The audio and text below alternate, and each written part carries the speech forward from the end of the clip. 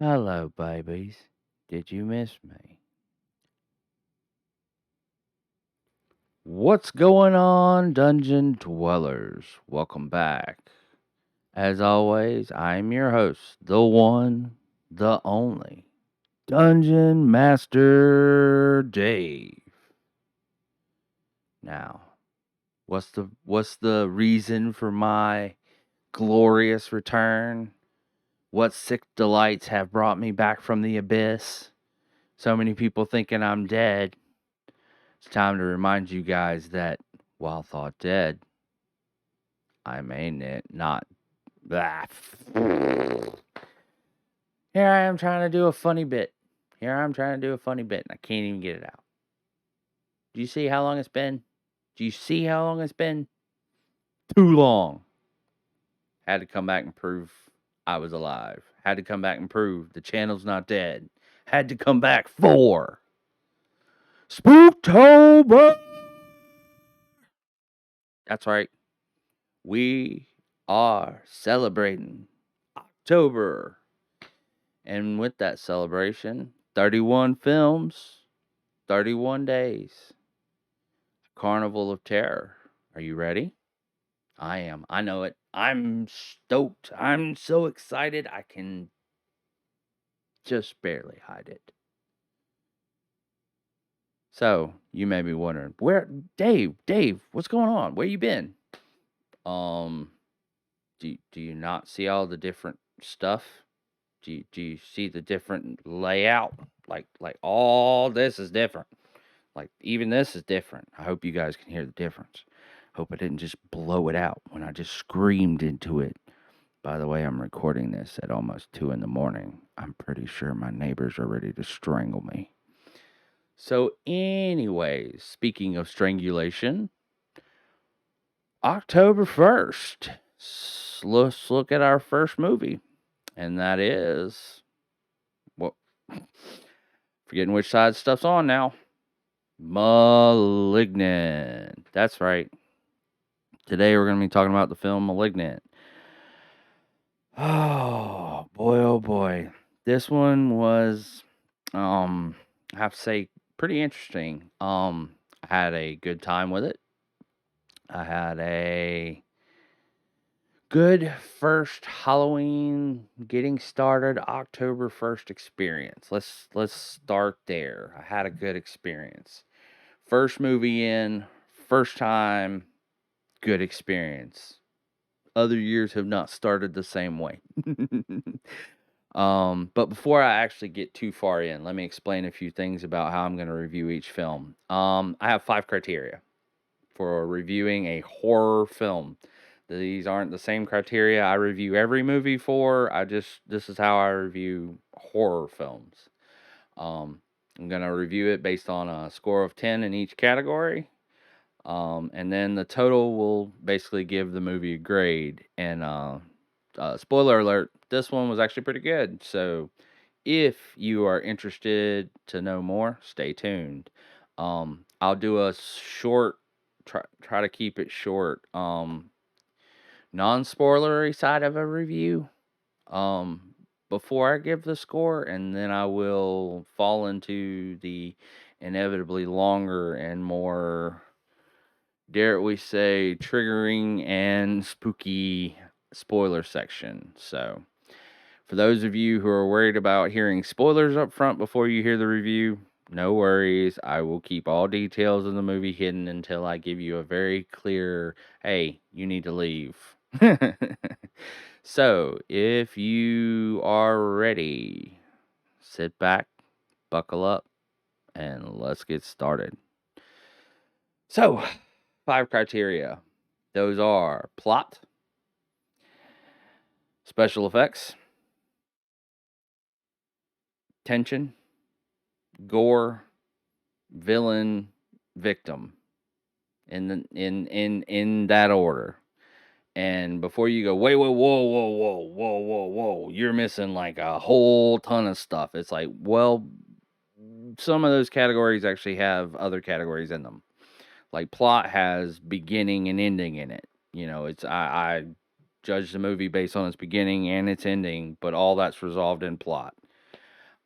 Special effects, I also consider camera work, physical stunts, and practical special effects as well. When we're talking about tension, we can talk about the way fear's kind of created in all aspects of the film, not just the one very immediate kind of thing staring us in the face. Um, with victim and killer, there's not always a victim and killer. Sometimes it's a victim in a circumstance or the other. That doesn't detract necessarily, but I go ahead and just rate the whole what's the trouble of the movie in a separate category and whether that's sort of worth even caring about. And then we got the overall. So hopefully those aren't too mysterious or non-objective for you guys, and hopefully you understand kind of the way I'm going to break it down. But without further ado, let's just kind of dive into the meat of this movie. Um, I don't even know if in the non-spoiler section I'm going to tell you what type of movie it is. I will tell you the title has a clue in it. And for those smart marks of horror, if you've ever seen one of these other types of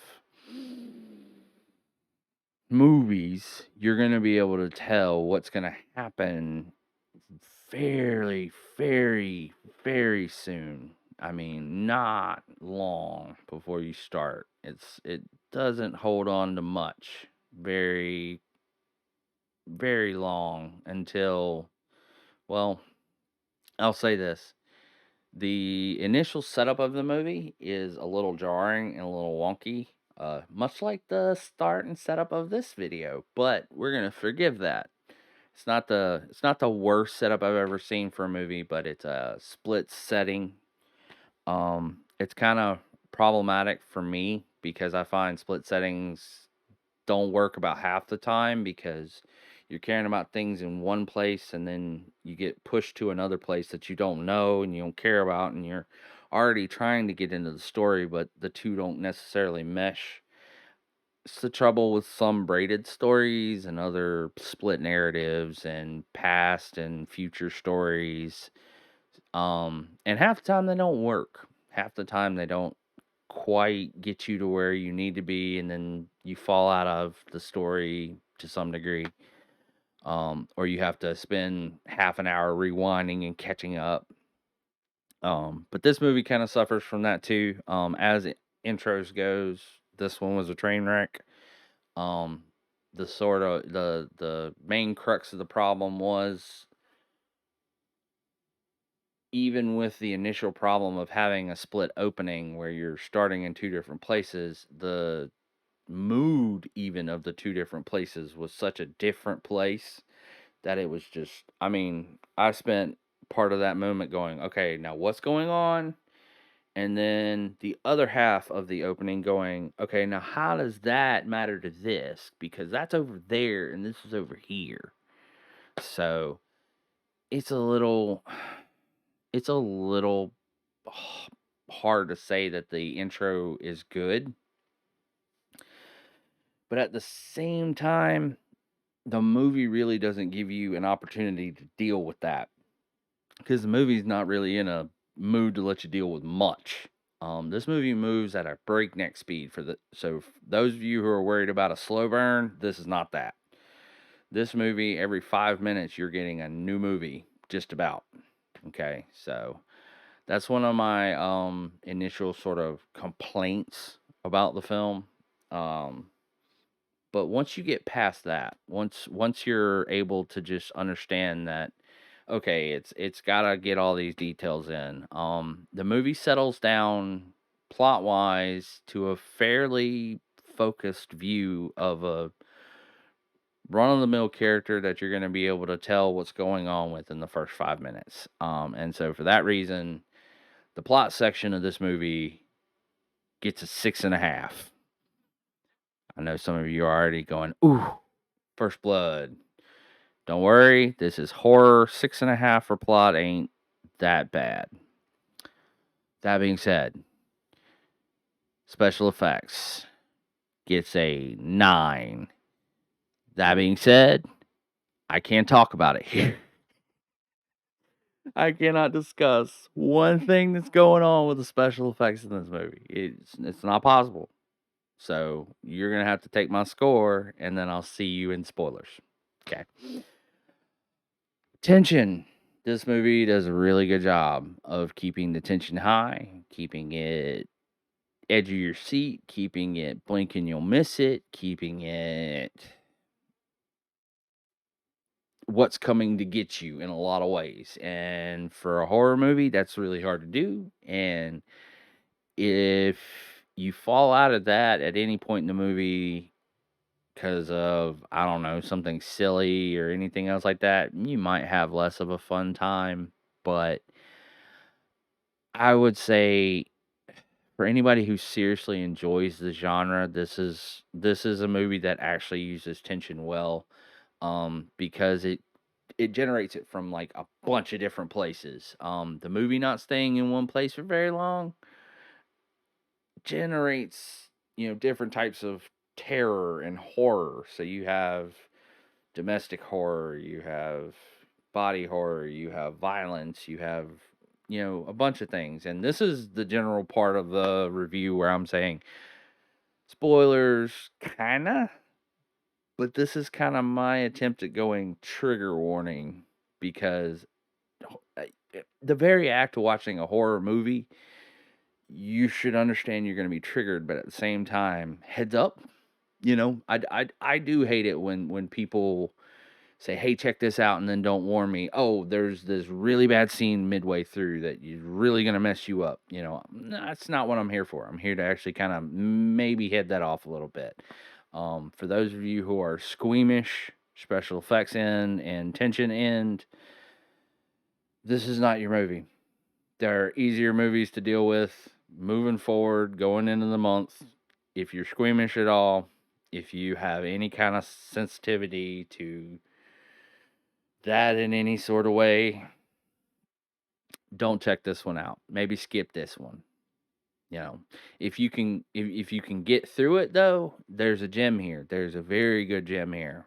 But that being said, some of the scenes, and I mean that in tension as well as special effects as well as gore, because we might as well talk about it while we're here. It's some of the harshest and most pushing the edge stuff I've seen in a long time. Horror movies for probably the last 10 years have been trying to pull back and pull back and pull back and not go so far. I mean, there are some exceptions. Some movies have really pushed the envelope of where violence and gore and things can drive you, by just making it, sort of more and more and more and more and more ridiculous.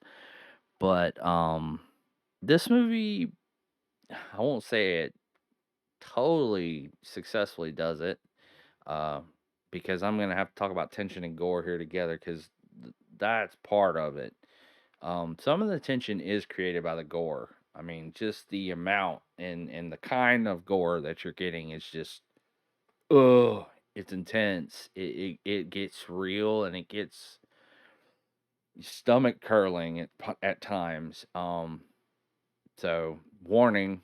But that being said, it the one thing I don't enjoy when people do and directors and movies do is when you use gore for no reason. This movie uses gore effectively because it rides that fine line between just being there in the movie and this is for a purpose. This is for a reason. We're not just showing you this gratuitous stuff for no reason. Um, in the case of like Hostel, where, our hero is really trying to survive. And I mean, we're watching some really messed up stuff just for him to get out and then turn around and get killed in the next entry. I mean, that's a lot to ask of an audience before you get into this other side of things. But this film doesn't do that. What gore you get is purposeful. What blood you get is purposeful, and I mean that. Watch the blood. Um, but also, you also with the body horror, it's it's not just body horror for no reason. It has a purpose in the narrative. It fits within the plot. That's why the plot's a 6.5 and not say a 5 or a 4, where a normal horror plot usually resides. Um, Horror movies are not known to have decent plots. I didn't know if anybody knew this. They typically tend to be the weak spot. Meanwhile, special effects tends to be where a horror movie shines or well performs. I will say,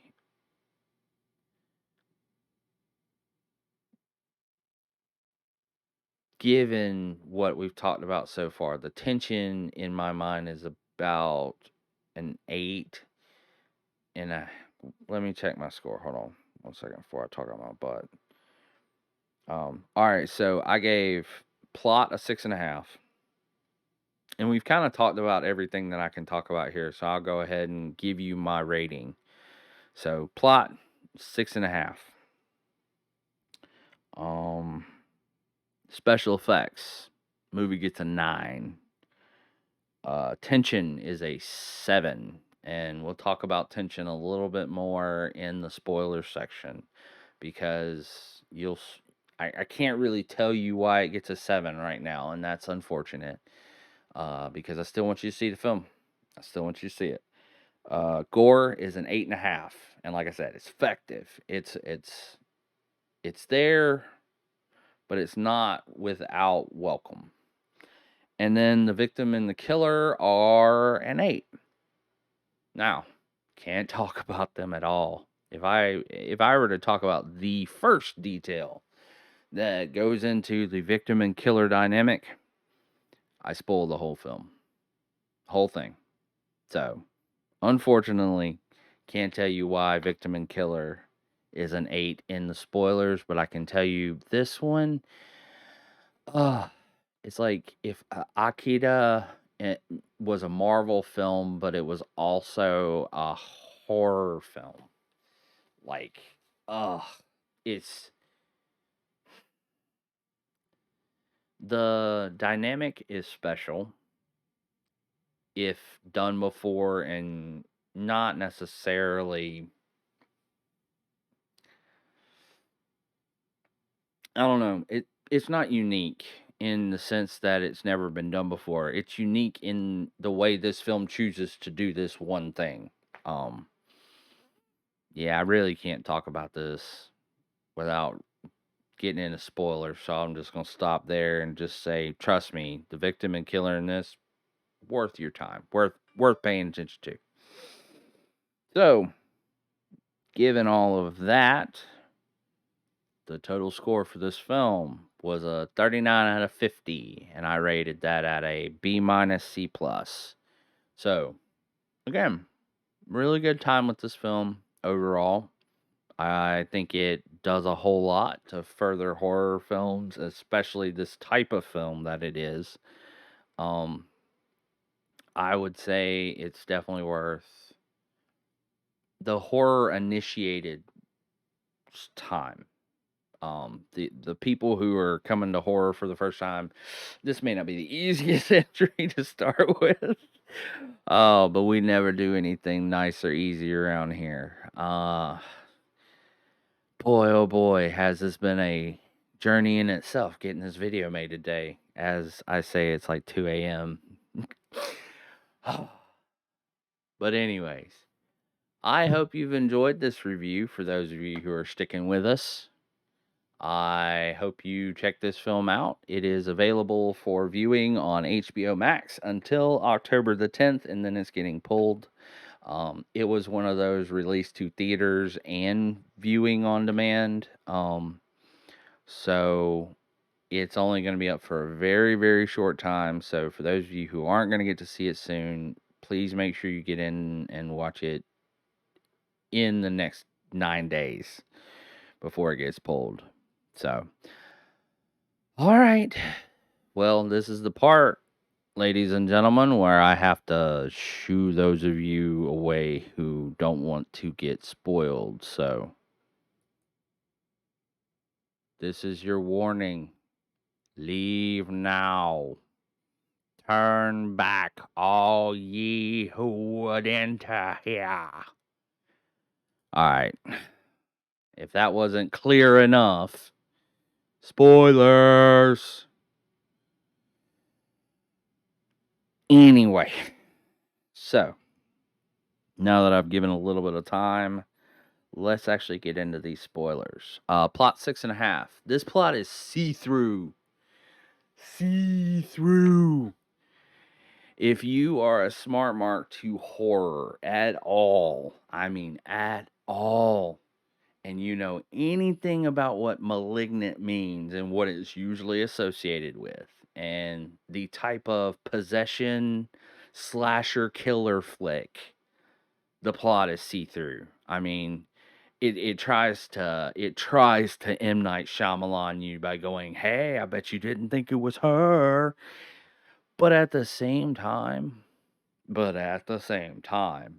the way they get there is wholly unique. I have never seen Invasion of the Body Snatchers meets a possession film, meet a body horror sibling flick. Okay, where you're dealing with the dynamics of sibling rivalry on top of the horror of what's going on.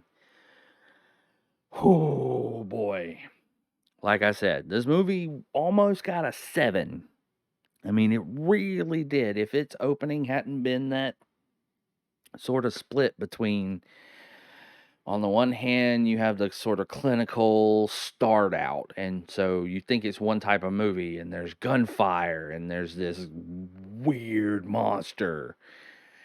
And then you switch over in the immediate next split to the domestic horror side of the movie, and you're just like, whoa, whoa, whoa, whoa, whoa, whoa. Why did we jump so hard from what was the hospital over here to the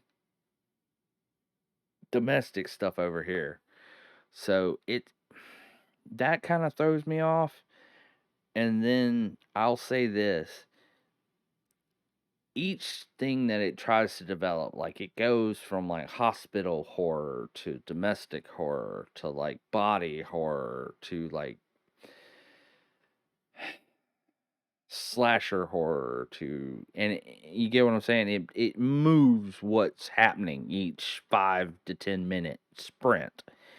And it just, between the pace of the film and the sort of like horror signaling the movie tries to do, is at a blink and you'll miss it pace.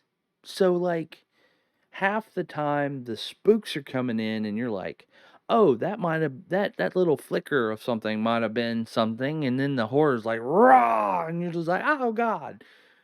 I was trying to pay attention to the detail there, movie, but I guess it's not important anymore. I'll let it go. Ah, but again, that's not necessarily terrible unless the movie kind of have a rewatchability thing where you pick up on the details of what's going on. Wink, wink, wink. Uh, I will also say that some of the situations the movie kind of drives towards um, might be uncomfortable for some viewers, especially that starting domestic one. This movie does its best to get you off your balance early. I was going to say feet, but then you're not really on your feet, you're sitting. But it does its best to get you off balance as soon as possible. And I think that's to its credit and its service, but I also think you never stay in any one for particularly long time. So it doesn't you're never really getting scared in a kind of cool way. You're ooh ee, oh. It's kind of getting spooked a bunch. But it's not a jump scare heavy movie. I will say that it really isn't. It really isn't. The movie kind of goes out of its way to not jump spook anybody. There were several times the movie could have done that, and it really didn't. So I would say that the movie does a fairly good job of delivering on the types of horror it generates. It just never sticks with them for very long. You're never really in the consequence of what that horror provides. Um, and then once it kind of goes through a rotation of those types of things, it kind of falls on its body horror and violence and kind of rides those to the end of the film. Which I would have kind of rather the ending have realistic expectations or a conclusion that I could have bought or anything other than what I got. And that's the real bad thing about this is that for much trouble as I had in the beginning, I couldn't even talk about the ending in the plot section because it is awful. This movie tries to have every possible ending the movie could have, and then it tries to pull off a stinger non-stinger. Like, I don't know how you do that in a horror film. I legitimately don't know how you pull off a stinger non-stinger. But they tried it, and I don't know, man. It just didn't that ending was awful. And it just boils down to it's the same problem with like Nightmare on Elm Street or Friday the 13th. You want the movie to have a good ending. You want the movie to have the hero won and gets to go away. But this is horror, motherfuckers. This is horror. This is not Marvel. This is not Lord of the Rings. This is not the hero's journey. This is the villain's journey. And if Malignant was a character in Marvel, it would be for Avengers Dark. It would be for the anti-hero at best. At best. But that's not saying it's not available for it. But that ending, boy, oh boy. Whoo boy. So you have the good guys win ending, the bad guys win ending, the bad guys really win ending. The good guys win, but they trick the bad guys into thinking that they won, but the good guys actually won. And then you have the like stinger non-stinger, which is basically it's one of the things you hear throughout the movie just kind of go off again and you're just like, "Wah." But we knew that this was going to be a problem because you didn't actually resolve it over here. You flip the switch back. You put it back in the thing. It didn't it you didn't fix it. And nothing actually got fixed. Never mind the whole tri-state area of where this movie takes place is dead. Okay? This movie has a body count. It's going for it. Okay? So that being said, it just those things are not enough to make this movie a bad movie, but at the same time, they didn't do it any favors. Oh, and that stinger non-stinger. I mean, it's literally like me. It's like the buzzing of a refrigerator. It's uh and again, there's oh, there's a police officer outside that totally could arrest everybody at the end of the film who's clearly not all the way dead. No. No, the film just nah, nah. That ending was awful. Now, special effects. Oh, mwah, chef's kiss. Just so good, man. Just so good. Oh, you had full transformation. You had gore that looked realistic, but not too over the top, not too gushy, not too watery, not too waterfally. Just the right amount of kind of gore. It rode the line, but at the same time, it amped itself up when it needed to, and it would lower the deal when it needed to. Um, had practical effects. I mean, I gave it points just for having them, but actually had practical effects and actually used them correctly. Used them between the CGI and the actual physical stunts and acting, um, which was really good. And they actually made CGI acting work. They made the prosthetic acting work, which, if you know anything about physical props, that that tends to be something that kills acting. You got a big piece of latex over your nose like that, you can't really act well, but this movie pulled it off. Um, God, there's a jail scene. Oh my man, and mm, mm, oh my God, that jail scene is so good. Ugh, ugh.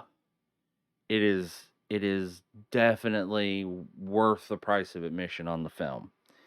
I won't spoil any of the details because I still, as much as this is a spoiler section, I still don't want to spoil that one because, oh, you have, if you've watched any kind of body horror transformation scenes in places that might be inconvenient, or just, I mean, American Werewolf in London fans tune in for this, just this scene, just the jail scene. Ugh, it was like watching Akira happen in a live action movie that wasn't dog shit. Ugh, but oh man, it was just so good. And I think we've gotten deep enough in the spoiler for anybody who cares about this detail being a spoiler. Is spoilers warning in the spoiler section. We're getting attention now. Um Problem with the tension in this film is once you figure out the problem, you're not scared anymore.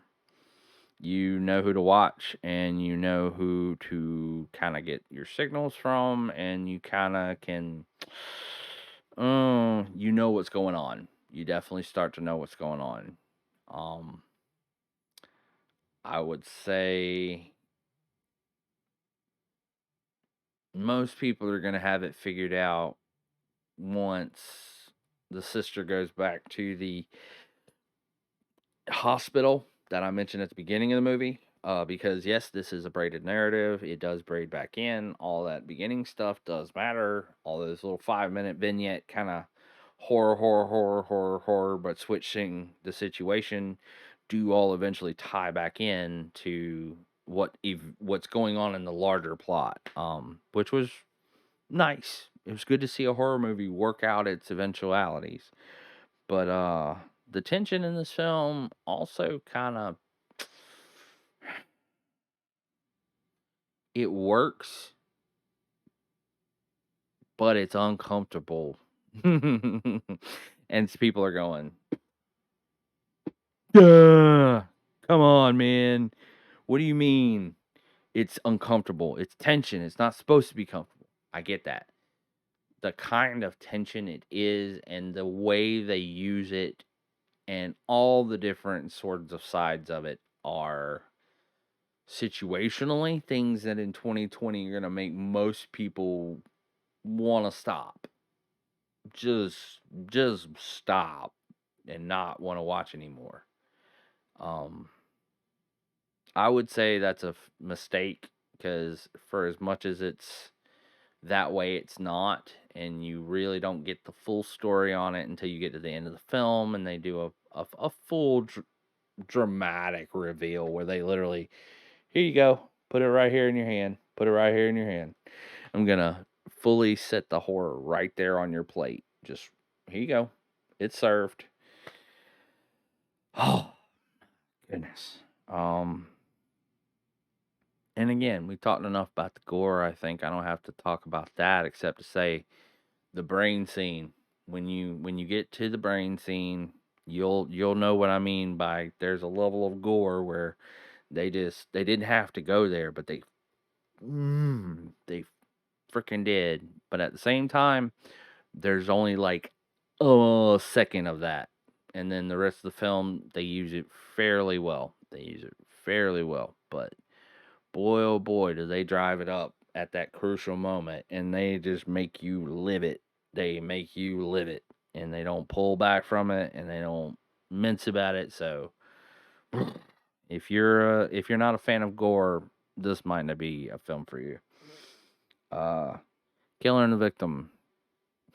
Why couldn't I talk about this, and why have I left it for the end of the whole review? Like we've made it all the way to the end of the review, Dave. Why are you why ain't you talking about this yet?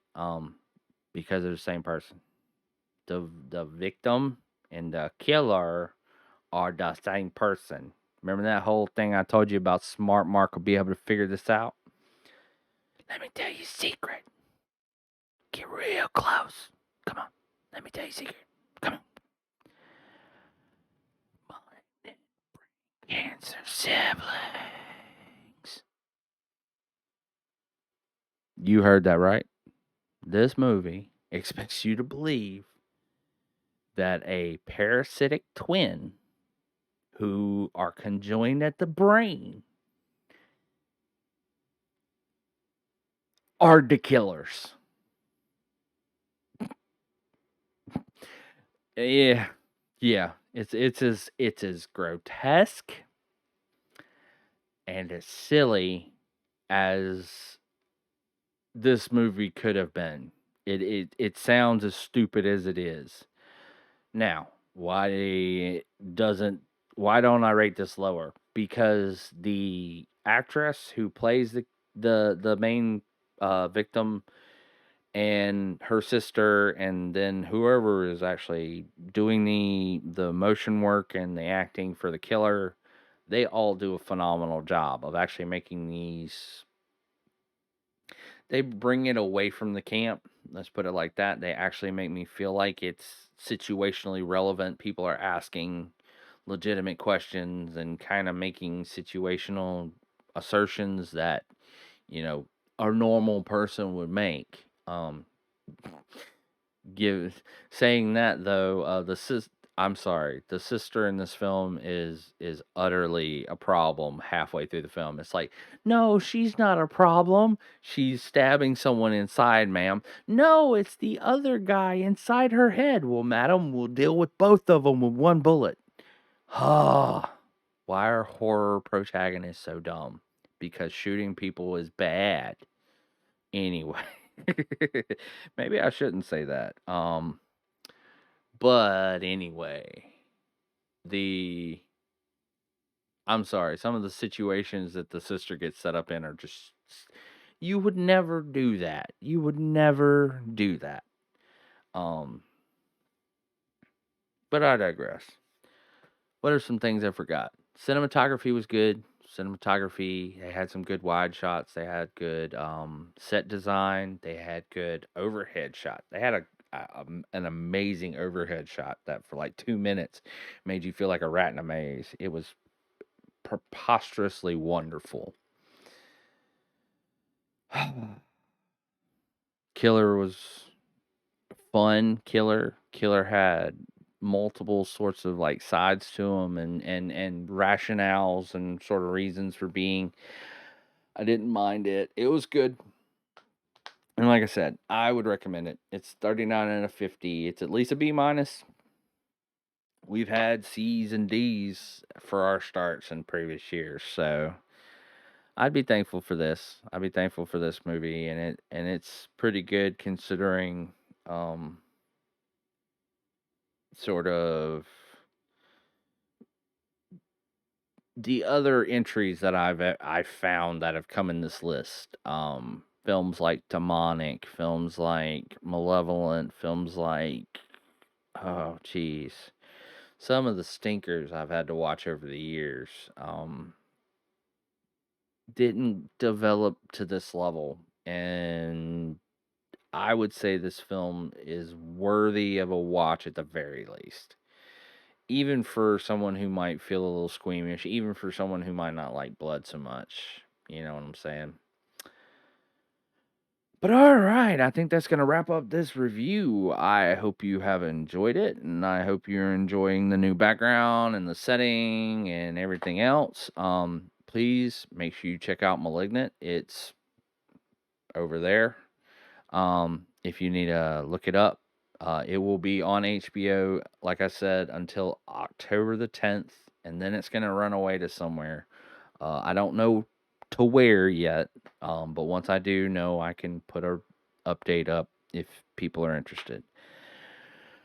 But all right, that's going to do it for this review. If you would and you enjoyed it, make sure you like it and you ring that bell so you know when I drop the next one. Tomorrow, we're going to be reviewing Censor. I don't know how they're going to make a book censor who has to travel to a foreign land scary, but I'm excited to see. So without further ado, thank you for joining me on this adventure, Dungeon Dwellers. Hope to see you on our next journeys. Till then, sleep tight.